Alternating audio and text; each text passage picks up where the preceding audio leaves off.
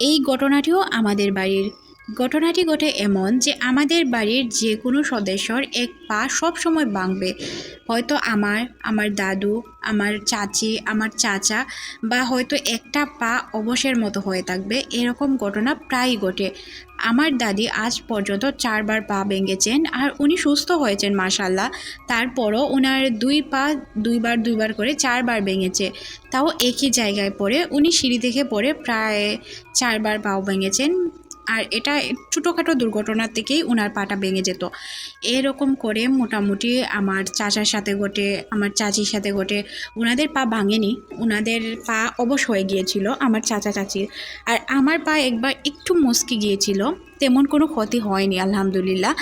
তো এইভাবেই প্রায় আমাদের বা পা, সবারই কিন্তু বা পাই অবশ হতো বা পা ভাঙতো।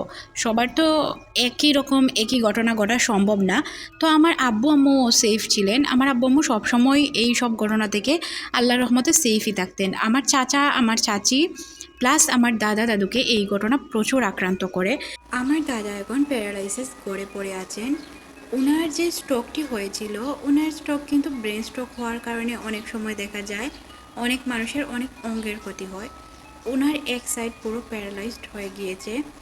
পরবর্তীতে যখন আমরা কিছু হুজুর দেখাই, তখন হুজুর বলেন যে ওনার আসলে এই ঘটনা না, ওনার হয়তো অন্য কোনো ঘটনা আছে, বা বাড়িতে থাকা অশুভ জিন বা যাই বলেন ওনার ক্ষতি করার চেষ্টা করেছে।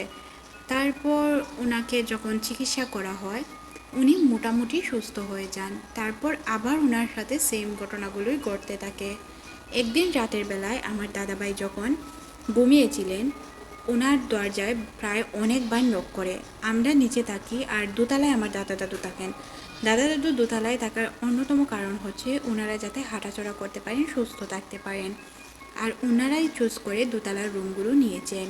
যেহেতু আমার দাদা দাদু দোতলায় থাকেন, ওনাদের দরজায় বারবার কেউ যেন নক করছিল। দাদাভাই উঠে ওনার হাতে একটি লাঠি ছিল, যেহেতু উনি ওই সময়টাতে কিছুটা অসুস্থ ছিলেন। অসুস্থ থাকার কারণে উনি লাঠি দিয়ে বর দিয়ে হাঁটতেন।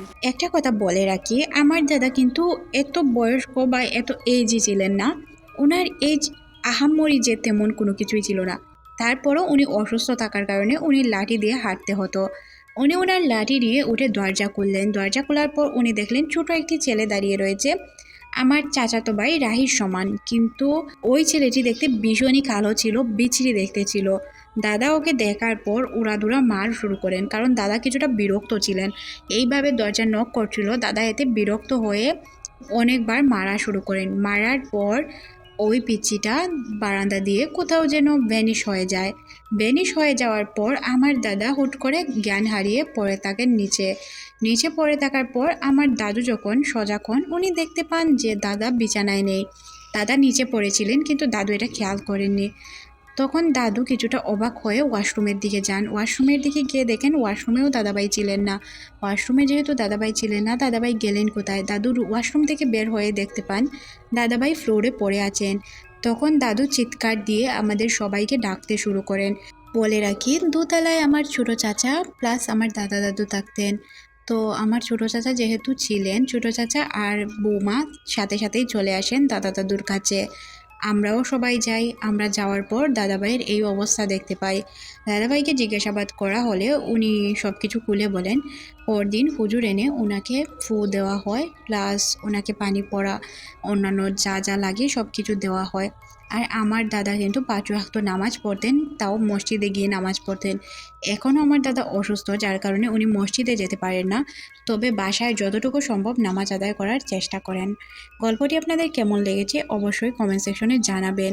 আপনাদের কাছে যদি এমন কোনো গল্প থেকে থাকে, তাহলে অবশ্যই ইমেইল করে পাঠিয়ে দিবেন। আমি আপনার গল্পটি শেয়ার করার 100% চেষ্টা করব। ততক্ষণ পর্যন্ত ভালো থাকুন। আল্লাহ হাফেজ।